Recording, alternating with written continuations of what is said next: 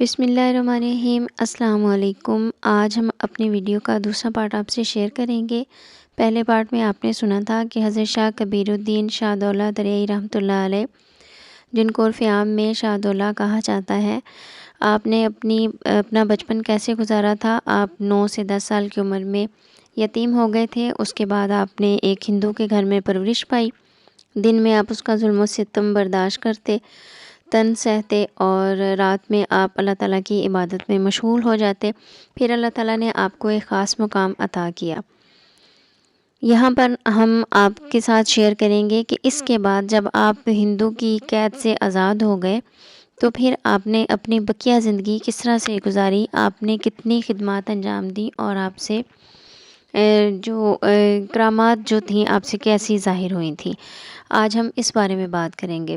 آج ہم اس ویڈیو میں یہ بات بھی کریں گے کہ آپ نے جس بچی کی پرورش کی وہ کس طرح شہنشاہ ہمایوں کی دلہن بنی اور کس وجہ سے آپ کے حجرہ باری کی کھدائی کی گئی، اور یہ بھی جانیں گے کہ شہنشاہ نے جاسوس آپ کے پاس کیوں بھیجے تھے اور اس کا مقصد کیا تھا۔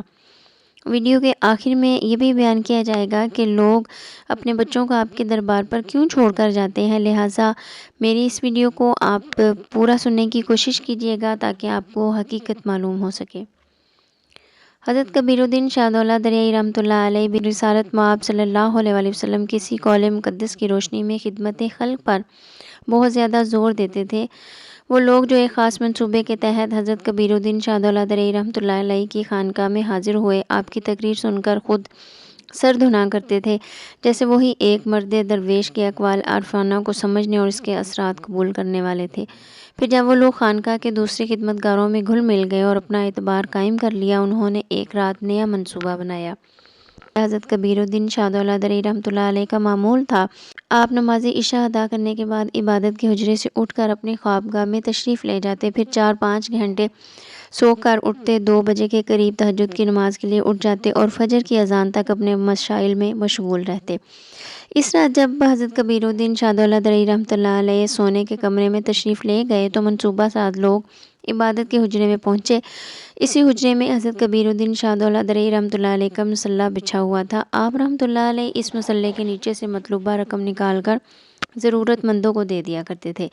ان کا خیال تھا کہ مصلی کے نیچے دولت کا دریا بہہ رہا ہے، وہ اس سے فیض یاب ہو کر اپنے اپنے گھروں کو چلے جائیں گے۔ مگر اس وقت ان لوگوں کی حیرت کی کوئی انتہا نہ رہی جب حضرت کبیر الدین شاہ دولہ دریائی رحمۃ اللہ علیہ کی مصلی کے نیچے کچی زمین کے سوا کچھ بھی نہیں تھا۔ ناکامی کا منہ دیکھ کر ان لوگوں کو اپنی اس حرکت پر شرمندہ ہونا پڑا، مگر حرص و طمع نے ان کی آنکھوں اور دماغ پر گہرے پردے ڈال دیے تھے۔ وہ سمجھ رہے تھے کہ زیر زمین کوئی خزانہ چھپا ہوا ہے۔ اسی خیال کے تحت انہوں نے چراغ کی مدھم روشنی میں آہستہ آہستہ زمین کو کھودنا شروع کر دیا۔ وہ اپنے اس عمل کو تیز بھی کر سکتے تھے، مگر رات کے سناٹے میں آواز گونج رہی تھی جس کے سبب خانقاہ کے دوسرے خدمتگاروں کے اٹھ جانے کا اندیشہ بھی تھا۔ مجبوراً وہ سست روی سے خزانے کی تلاش میں زمین کھودتے رہے، یہاں تک کہ حضرت کبیر الدین شاہ دولہ دریائی رحمۃ اللہ علیہ تہجد کی نماز کے لیے بیدار ہو گئے۔ جب آپ رحمۃ اللہ علیہ اپنے عبادت کے حجرے میں تشریف لائے تو بدنیتوں کا وہ گروہ زمین کھودنے میں مصروف تھا۔ حضرت کبیر الدین شاہ دولہ دریائی رحمۃ اللہ علیہ کے قدموں کی آہٹ بھی انہیں ہوشیار نہ کر سکی۔ آپ رحمۃ اللہ علیہ چند لمحوں تک چپ چاپ کھڑے ہوئے اور ان کی حرکت کا جائزہ لیتے رہے، اور پھر فرمانے لگے، اے طلبگاران دنیا، تم اس یقین کے ساتھ زمین کھود رہے تھے کہ اس کے نیچے کوئی خزانہ پوشیدہ ہے۔ حضرت کبیر الدین شاہ دولہ دریائی رحمۃ اللہ علیہ کی آواز سن کر وہ لوگ اچھل پڑے، ان کے ہاتھوں سے تیشے گر گئے اور شدت خوف کے باعث پتھرائی ہوئی آنکھوں سے صاحب خانہ کی طرف دیکھنے لگے۔ حضرت کبیر الدین شاہ دولہ دریائی رحمۃ اللہ علیہ فرمانے لگے، اگر تم اس یقین کے ساتھ دل کی زمین کو کھودو گے تو اس کی گہرائیوں میں دولت کا دریا پاؤ گے جو کبھی خشک نہیں ہوگا۔ یہ کہہ کر حضرت کبیر الدین شاہ دولہ دریائی رحمۃ اللہ علیہ وضو کرنے کے لیے تشریف لے گئے، اور ان لوگوں پر ایسی ندامت طاری ہوئی کہ ایک دوسرے سے کہنے لگے، افسوس، خزانہ بھی ہاتھ نہیں آیا اور ہم شاہ صاحب کی نظروں سے بھی گر گئے۔ یہ کیسی ناکامی اور نامرادی ہے۔ دوسرے دن جب حضرت شاہ دولہ دریائی رحمۃ اللہ علیہ نصیحت فرما رہے تھے تو وہ لوگ مجلس میں حاضر ہوئے اور سینکڑوں انسانوں کے سامنے اپنے شیخ کامل کے قدموں میں گر کر معافی مانگنے لگے۔ حضرت شاہ دولت رئی رحمۃ اللہ علیہ کا دستے کرم دراز اور ان لوگوں کے سروں پر سایہ فگن ہوا جو فطرتاً حریص اور چور تھے۔ آپ رحمۃ اللہ علیہ فرمانے لگے، میں تمہیں بقا کے خزانے کی خبر دیتا ہوں جسے کبھی فنا کے ہاتھ نہیں چھو سکتے اور جس سے جتنا چاہو کہ خرچ کرو گے اتنا ہی بڑھتا رہے گا۔ آؤ نماز کی طرف، آؤ بھلائی کی طرف۔ اور پھر واقعتاً وہ لوگ حضرت شاہ دولت رئی رحمۃ اللہ علیہ کے روحانی تصرف کے طفیل خزانہ لازوال پا گئے۔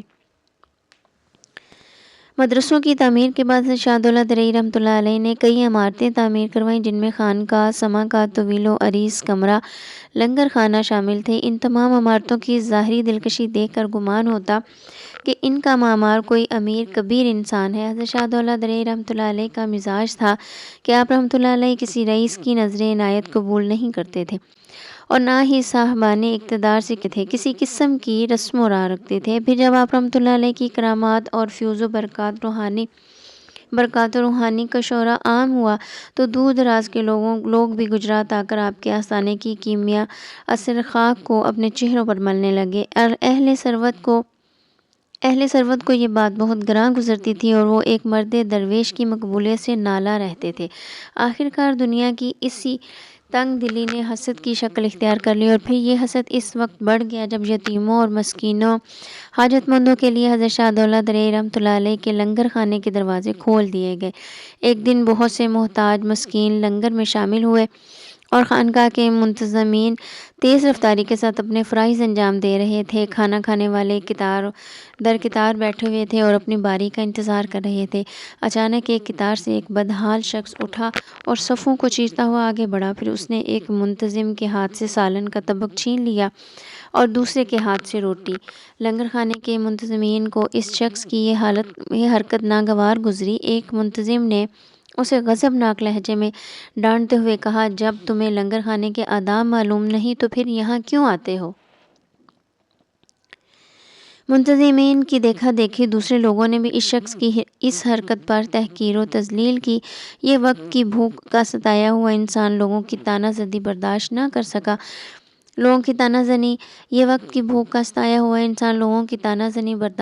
سکا اور کھانا چھوڑ کر یہ کہتا ہوا لنگر سے چلا گیا کہ جب تم لوگوں میں کھانا کھلانے کا حوصلہ نہیں تو پھر دعوت عام کیوں کرتے ہو؟ دوسرے منتظمین نے فوراً ہی حضرت شاہ دولت رئی رحمۃ اللہ علیہ کو اس واقعے کی خبر دی، جسے سن کر آپ رحمۃ اللہ علیہ کے چہرہ مبارک پر گہری افسردگی کا رنگ اتر آیا۔ پھر اسی وقت لنگر خانے کے اس منتظم کو طلب کیا گیا جس کی سخت تنبیہ کے باعث وہ شخص بھوکا اٹھ کر چلا گیا۔ حضرت شاہ دولت رئی رحمۃ اللہ علیہ نے ناگوار لہجے میں منتظم کو پوچھا، کیا تمہیں ہدایت نہیں کر دی گئی تھی کہ لنگر خانے میں آنے والے سب کے سب مہمان معزز ہیں؟ منتظم نے سر جھکائے ہوئے جواب دیا، اس شخص نے بد نظمی اور بد تہذیبی کا مظاہرہ کیا تھا جس سے لنگر خانے کا وقار مجروح ہوا۔ حضرت شاہ دولت رئی رحمۃ اللہ علیہ نے انتہائی افسوس کا اظہار کرتے ہوئے فرمایا، تم نے اپنے لنگر خانے کے وقار کو دیکھا مگر اس کی بھوک پر نظر نہیں کی۔ تمہیں کیا معلوم اس شخص کی بھوک کتنی شدید تھی؟ حق تعالیٰ اپنی کتاب مقدس میں فرماتا ہے، اگر تم پر حالت اضطراب طاری ہو جائے تو مردار بھی کھا سکتے ہو۔ اس شخص نے مردار تو نہیں کھایا تھا، بس اپنی بے قراری کا اظہار کیا تھا، مگر تمہیں کیا معلوم اپنے بھائی کے اضطراب کو بھی برداشت نہ کر سکے، جاؤ اسے منا کر لاؤ۔ حضرت شاہ دولت رئی رحمۃ اللہ علیہ کا خادم مرشد کا حکم سن کر گھبرا گیا اور شخص کو ڈھونڈنے کے لیے نکلا۔ وہ 3 دن کا فاقہ زدہ انسان لنگر خانے سے نکل کر قریب کے ایک باغ میں اس امید پر چلا گیا کہ شاید وہاں جنگلی پھل ہاتھ آ جائیں اور اپنے پیٹ کی آگ بجھا سکے۔ اتفاق سے وہ پھلوں کا موسم بھی نہیں تھا۔ آخر وہ شخص تھک ہار کر ایک درخت کے نیچے پڑ گیا۔ لنگر خانے کا منتظم پاگلوں کی طرح بہت دیر تک ادھر ادھر دوڑتا پھرتا رہا مگر اس شخص کا دور دور تک پتہ نہ چل سکا۔ منتظم کا دل ڈوبنے لگا کہ اب وہ اپنے پیر و مرشد کو کیا جواب دے گا۔ اچانک اس کے ذہن میں خیال ابھرا کہ کہیں وہ شخص باغ میں موجود نہ ہو۔ خادم بھاگتا ہوا باغ کے اندر پہنچا تو وہ فاقہ زدہ انسان بھوک کی شدت سے نڈھال ایک درخت کے نیچے لیٹا ہوا تھا۔ دراصل یہ بھی حضرت شاہ دولت رئی رحمۃ اللہ علیہ کا روحانی تصرف تھا۔ کہ خادم کے ذہن میں باغ کا خیال آیا۔ وہ مطلوبہ شخص وہاں تک پہنچ گیا اور پھر خادم کی بڑی خوشامد کے ساتھ وہ شخص دوبارہ خانقاہ پہنچا۔ اب کی بار وہ حضرت شاہ دولہ درئی رحمۃ اللہ علیہ کے روبرو بیٹھا تھا اور شیخ محترم اپنے دست مبارک سے اسے کھانا کھلا رہے تھے۔ پھر جب وہ کھانا کھا چکا تو حضرت شاہ دولہ درئی رحمۃ اللہ علیہ نے مسکراتے ہوئے فرمایا، اب بتاؤ کہ ہم میں کھانا کھلانے کا حوصلہ ہے یا نہیں؟ یہ سنتے ہی وہ شخص روتے ہوئے کہنے لگا، شیخ محترم، آپ میں بہت حوصلہ ہے اور آپ ہی کا یہ حوصلہ ہم غریبوں کا سرمایہ ہے۔ پھر وہ شخص اسی آستانہ کرم کا غلام ہو کر رہ گیا۔ حضرت شاہ دولہ درئی رحمۃ اللہ علیہ کی توجہ سے درجہ کمال کو پہنچ گیا۔ حضرت شاہ دولہ درئی رحمۃ اللہ علیہ نے مخلوق کی خدا کی آسائش کے لیے گجرات میں کئی کنویں، پل اور سرائے تعمیر کروائے۔ اس کے ساتھ ہی سما خانہ بھی تعمیر کروایا، جسے دیکھ کر کسی شاہی عمارت کا گمان ہوتا ہے۔ حضرت شاہ دولہ درئی گجراتی رحمۃ اللہ علیہ کو سلسلہ چشتیہ سے وابستہ ہونے کی وجہ سے سما سے بہت شغف تھا۔ کوئی دن ایسا نہیں گزرتا تھا جس روز آپ محفل سما برپا نہ کرتے تھے۔ آپ کی چیزوں کو شوق کو دیکھ کر دور دراز کے لوگوں سے نامور قوال آتے اور دادے فن پانے کے ساتھ ساتھ مالی فائدے بھی حاصل کرتے تھے۔ حضرت سید کبیر الدین شاہ دولہ درئی رحمۃ اللہ علیہ کا معمول تھا کہ محفل سما کے دوران آپ اپنی آنکھیں بند کیے خاموش بیٹھے رہتے، مگر جاننے والے جانتے تھے کہ اس وقت آپ پر وجد کی کیفیت طاری ہوتی۔ کسی کو اجازت نہیں تھی کہ وہ اپنی طرف سے قوالوں کو کسی قسم کی کوئی نظر پیش کرے۔ ان مواقع پر حضرت شاہ دولہ گجراتی رحمۃ اللہ علیہ فرمایا کرتے، یہ میرے بلائے ہوئے مہمان ہیں اور ان کی ضیافت بھی مجھ پر قرض ہے۔ پھر جب محفل سما ختم ہو جاتی تو آپ رحمۃ اللہ علیہ مصلی کے نیچے سے رقم نکالتے اور قوالوں کو دے دیتے۔ اس سلسلہ میں حیرت انگیز بات یہ ہوئی کہ ہر قوال کو اس کی فنکارانہ حیثیت کے مطابق رقم دیتے، جبکہ رقم دیتے وقت آپ رحمۃ اللہ علیہ اسے شمار بھی نہیں کرتے تھے۔ اگر حضرت شاہ دولہ درئی رحمۃ اللہ علیہ کا کوئی ظاہری کاروبار ہوتا یا آمدنی کے دیگر ذرائع ہوتے تو شاید ان کے تجسس میں اتنی شدت پیدا نہ ہوتی۔ کیا غریب اور کیا امیر، ہر شخص کی زبان پر ایک ہی سوال تھا کہ حضرت شاہ دولہ گجراتی رحمۃ اللہ علیہ کی داد و پیش کے یہ انداز کیسے ہیں، اور ایک درویش بے سر و سامان کے پاس اتنا بڑا خزانہ موجود ہے کہ وہ ختم ہونے میں ہی نہیں آتا۔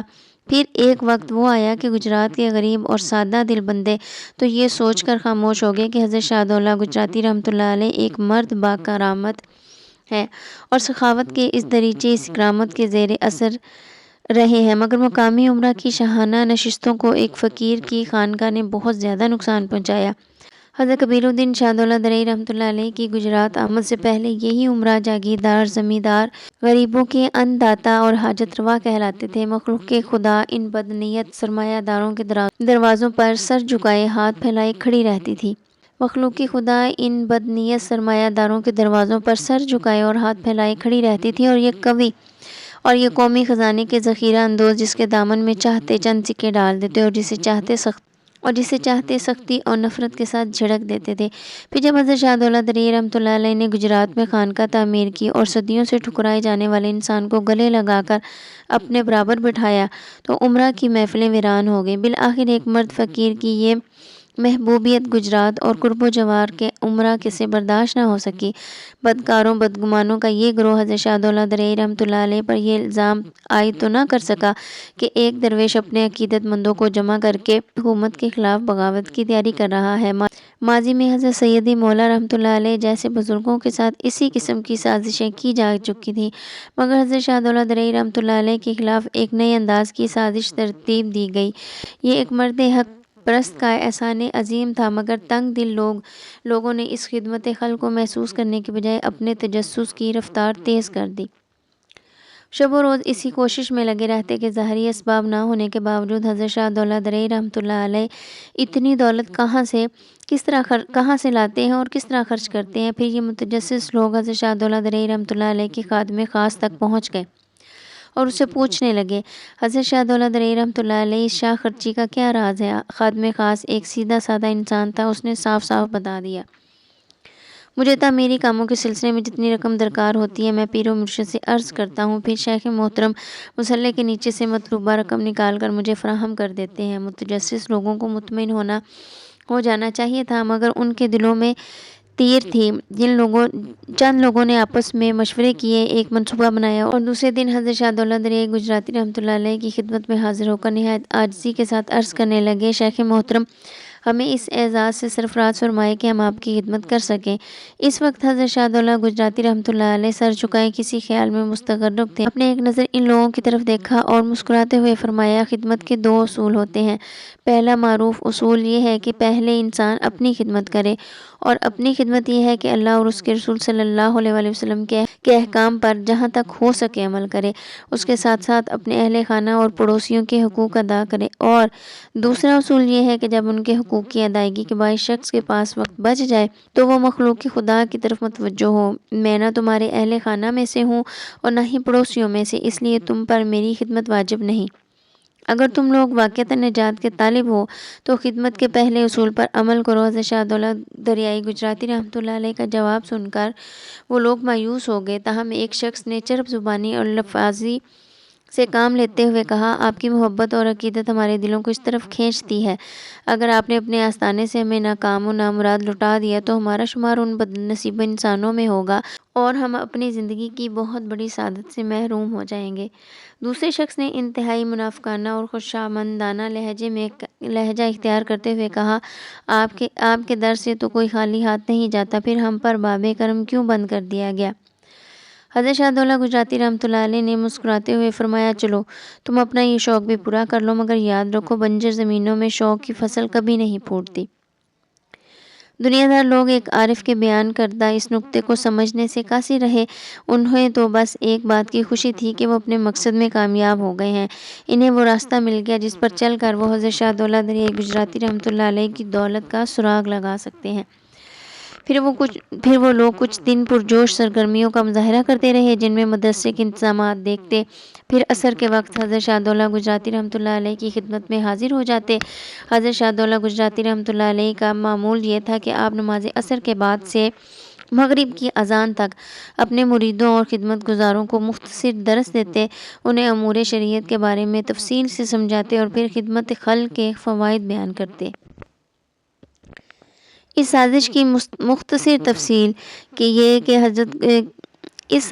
مختصر تفصیل یہ کہ گجرات اور قرب و جوار میں رہنے والے امراء، جاگیردار اور زمیندار حاکم لاہور کے پاس پہنچے اور اس کے سامنے ایک درخواست پیش کی۔ درخواست کا مضمون حسب ذیل تھا، چند برسوں سے یہاں شاہ دولت نام کا ایک شخص آیا ہوا ہے جو خود کو صوفی کہلواتا ہے، بظاہر کوئی کام کاج نہیں کرتا، مگر اس کے دن رات کے اخراجات شاہوں جیسے ہیں۔ لگتا ہے اس فقیر کے ہاتھ کوئی خزانہ آ گیا ہے، اور چونکہ خفیہ خزانے کی حکومت ملکیت ہوتی ہے، اس لیے شاہ والا سے درخواست ہے کہ بلا تاخیر اس اہم ترین معاملے پر توجہ دے کر تحقیقات کروائی جائے۔ حاکم لاہور نے اس درخواست پر مقامی امراء سے دستخط کروائے اور اسے مغل شہنشاہ شہاب الدین شاہ جہاں کے محضر کے لیے دہلی بھیج دیا گیا۔ کچھ روایتوں کے مطابق شاہ جہاں نے اس درخواست کو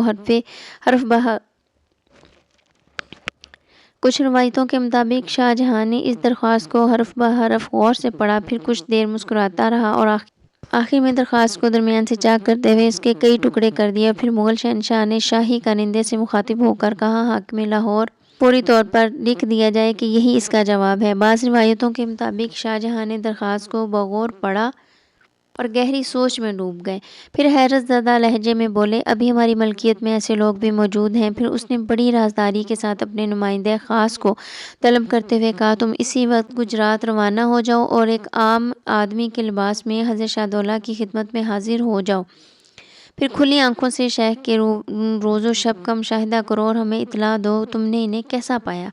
دوسرے دن مغل شہنشاہ جہاں کا نمائندہ خاص دہلی سے گجرات روانہ ہو گیا اور ایک مفلوق الحال انسان کی حیثیت سے حضرت شاہ دولت دریائے رحمۃ اللہ علیہ کی خانقاہ میں حاضر ہوا، پھر کئی دن لنگر خانے سے کھانا کھا کر سماع کی محفلوں میں شرکت کرتا رہا۔ ایک دن حضرت شاہ دولت گجراتی رحمۃ اللہ علیہ اپنے حجرہ خاص کے اندر عبادت میں مصروف تھے۔ اسی دوران مغل شہنشاہ کا نمائندہ خاص جو در پردہ شناسی جاسوس تھا اندر داخل ہوا اور ایک گوشے میں دست بدستہ کھڑا ہو گیا۔ حضرت شاہ دولت گجراتی رحمۃ اللہ علیہ اپنے معمول کے اذکار و اوراد میں مشغول تھے۔ پھر جب فارغ ہوئے تو اس شخص کو اپنے قریب بلا کر فرمایا، بھائی مجھے معاف کرنا، تمہیں انتظار کی زحمت گوارا کرنی پڑی۔ شاہ جہان کے نمائندہ خاص نے انتہائی عاجزانہ لہجے میں عرض کیا، شیخ میں اس بات سے واقف ہوں کہ یہ وقت آپ کی عبادت کے لیے مخصوص ہے۔ مجھے بڑی شدت سے احساس ہے کہ میں آپ کے معمولات میں خلل انداز ہوں اور اس گستاخی کا سبب میری مجبوریاں ہیں۔ دوسرے لوگوں کے سامنے دستے طلب دراز کرتے ہوئے شرم آتی ہے۔ میں غریب اور بے روزگار انسان ہوں اور آپ کی فیاضیوں اور سخاوتوں کا شعرا سن کر حاضر ہوا ہوں۔ حضرت شاہ دولہ گجراتی رحمۃ اللہ علیہ نے شاہ جہان کے نمائندے کی یہ بات بغور سنی اور پرجلال لہجے میں فرمایا، حق تعالیٰ اس بات پر قادر ہے کہ وہ تم سے ساری شاہانہ مرادیں چھین لے۔ اس انکشاف پر شاہ جہاں کے خصوصی نمائندے کا چہرہ خوف سے زرد پڑ گیا اور وہ رقت امیز لہجے میں حضرت شاہ دولہ درے رحمۃ اللہ علیہ سے معافی مانگنے لگا۔ کہنے لگا، شیخ یہ میری مجبوری تھی کہ میں خود کو ظاہر نہیں کر سکتا تھا۔ حضرت شاہ دولہ گجراتی رحمۃ اللہ علیہ کے لبوں پر تبسم دل نواز ابھر آیا۔ آپ رحمۃ اللہ علیہ فرمانے لگے پھر تم جس کام سے آئے ہو اسے ہی جاری رکھو اور ہمیں ہمارا کام کرنے دو۔ شاہی جاسوس نے حضرت شاہ دولہ گجراتی رحمۃ اللہ علیہ کے دستے مبارک کو بوسہ دیتے ہوئے عرض کیا، شیخ میرا کام تو ختم ہو گیا، بس اتنی التجا ہے کہ آئندہ بھی اس گنہگار کو اپنی دعاؤں میں یاد رکھیے گا۔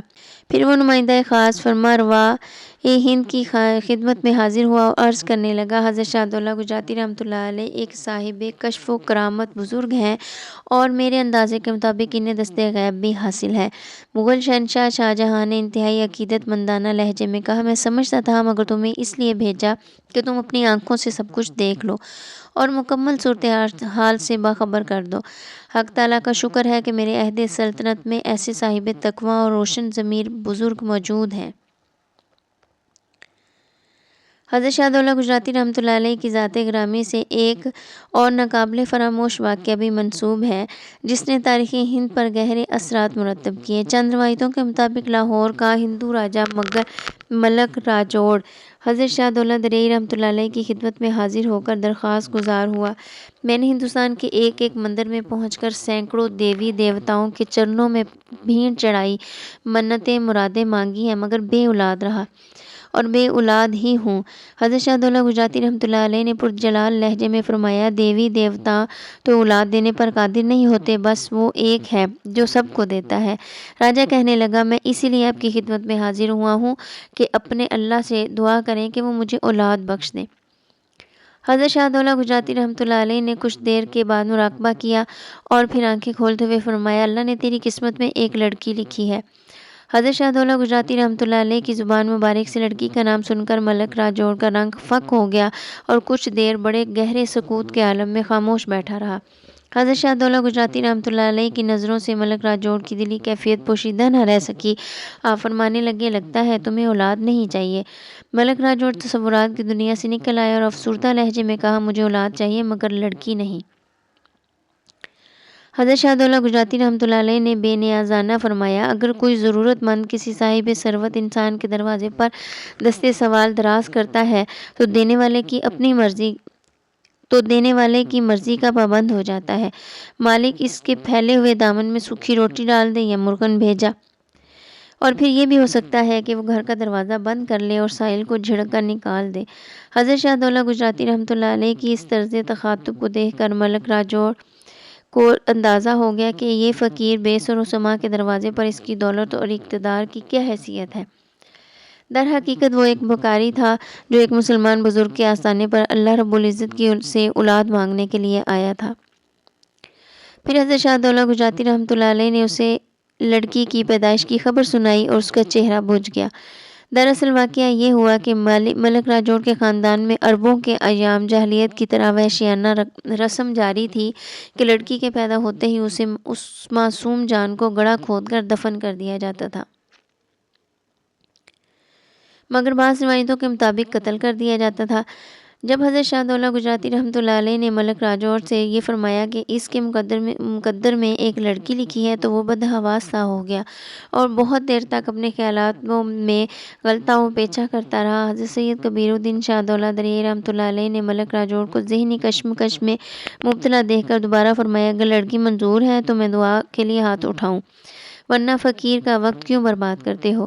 آخر ملک راجوڑ کے دل کی بات زبان پر آ گئی۔ کہنے لگا، شیخ مجھے لڑکی کی دعا کرانے میں اس لیے تامل ہے کہ ایک طرف لڑکی تخت کے وارث کے تقاضے پورے نہیں کرتی اور دوسری طرف میرے خاندان کی رسم کے مطابق پیدا ہونے والی لڑکی کو قتل کر دیا جائے گا۔ یہ انکشاف سن کر حضرت شاہ دولہ دریائی رحمۃ اللہ علیہ کے چہرہ مبارک پر شدید اذیت و کرب کا رنگ ابھر آیا۔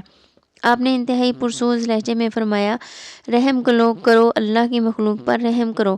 لوگ تو اس طرح جانور کو بھی قتل نہیں کرتے اور تم اپنی اولاد پر ظلم و ستم کرتے ہو۔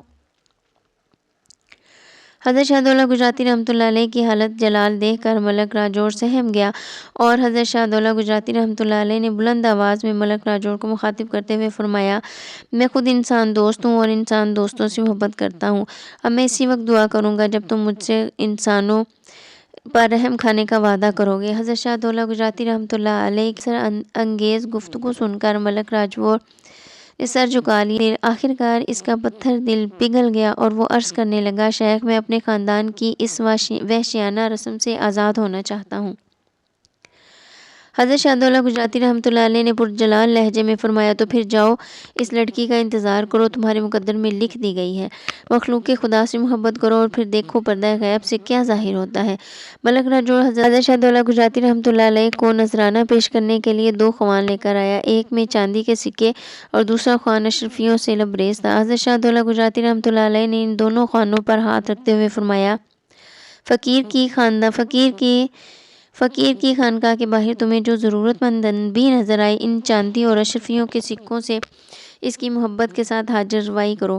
ملک راجوڑ واپس چلا گیا اور حضرت شاہ دولہ دریائی گجراتی رحمۃ اللہ علیہ کے حکم کے مطابق راستے میں اسے جو بھی غریب اور مخلوق الحال شخص ملا اسے حسب ضرورت سونے اور چاندی کے سکے دیتے چلا گیا۔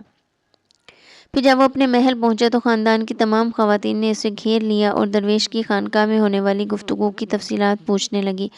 ملک راجوڑ نے لڑکی کی خوشخبری سنائی تو کچھ دیر کے لیے کمرے میں سناٹا چھا گیا۔ پھر ملک راجوڑ کی ماں نے انتہائی سخت لہجے میں کہا، میں تمہیں بے اولاد دیکھنا پسند کروں گی مگر مجھے اپنے خاندان میں کسی لڑکی کی پیدائش گوارا نہیں۔